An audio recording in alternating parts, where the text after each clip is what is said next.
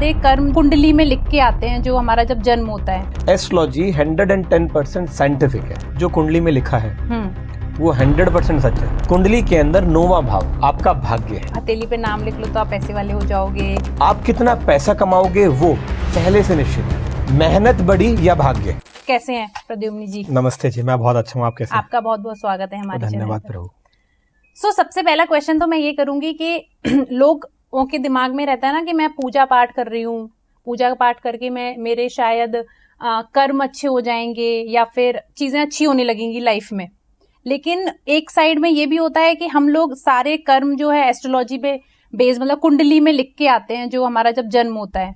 तो किस चीज पे हम ज्यादा रिलाई करें, भगवान की पूजा करने पर या फिर कुंडली मान के बैठ जाएं कि बस यही हमारा भाग्य है? जो कुंडली में लिखा है वो 100% सच है। ओके। पहली बात, उस कुंडली के अंदर कर्म बदलने के लिए ही पूजा है। जो हमारे ऋषि मुनि है, ज्योतिष कहां से आई, वेद कहां से आए।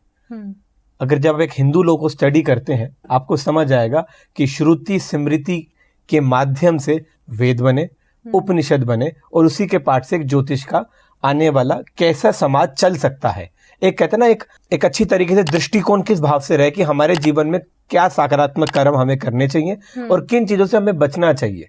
उस चीज के पॉइंट ऑफ व्यू से एस्ट्रोलॉजी आई। एस्ट्रोलॉजी 110% साइंटिफिक है। एस्ट्रोलॉजी के अंदर कभी भी किसी भी चीज को लेकर मिस गाइडेंस की भावना ना पहले थी, ना आज है, ना भविष्य में हो सकती है। ओके।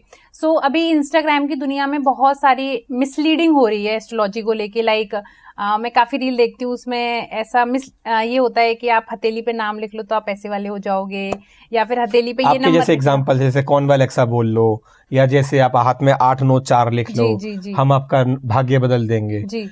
ज्योतिष इतनी भी सिंपल नहीं है।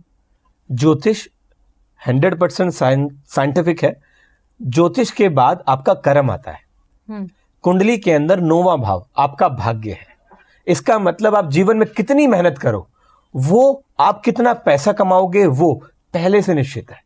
अगर आप यहां बैठकर पॉडकास्ट शूट कर रहे हो और आपकी कुंडली में लिखा है कि आज आपको पैसा मिलेगा तो वो मिलेगा। ओके। मेहनत बड़ी या भाग्य, कि मैं अपना रेगुलर लाइफ का कर्म कर रहा हूं वो ज्यादा बड़ा है या मेरा भाग्य? सवाल का उत्तर है भाग्य।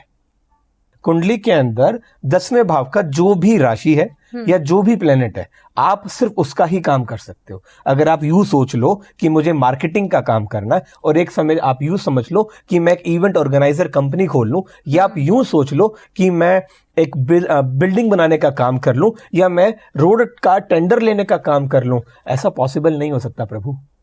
आपकी कुंडली के अंदर जो भी कर्म 10वें भाव का है वही कर्म करोगे।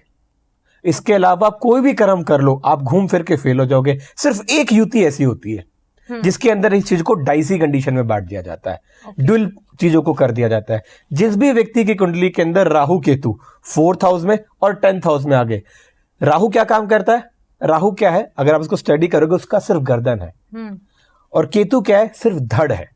तो जब केतु कुंडली के 10th हाउस में गोचर कर दे या 10th हाउस में आ जाए, 1000% उस आदमी को आप एक बात कह सकते हो। क्या कह सकते हो? कि ऐसा व्यक्ति एक काम करके पैसा नहीं कमा सकता, चाहे वो इंडिया में रह ले चाहे बाहर ले। अब इसी चीज को लोग सोच के डिप्रेशन में आ जाते हैं कि मैं तो कोई भी काम करूंगा तो मैं फेल हो जाऊंगा, और इसी चीज को कुछ लोग पॉजिटिव सोच के आते हैं, यार I got a chance for generate a multiple source of an income. तो केतु वहां पे पॉजिटिव काम भी कर रहा है, वो नेगेटिव काम भी कर रहा है। ये अब आपकी सोच है कि एक ग्लास के अंदर आधा पानी भरा है तो आपको आधा पानी दिख रहा है या उसके अंदर आधी हवा। ओके।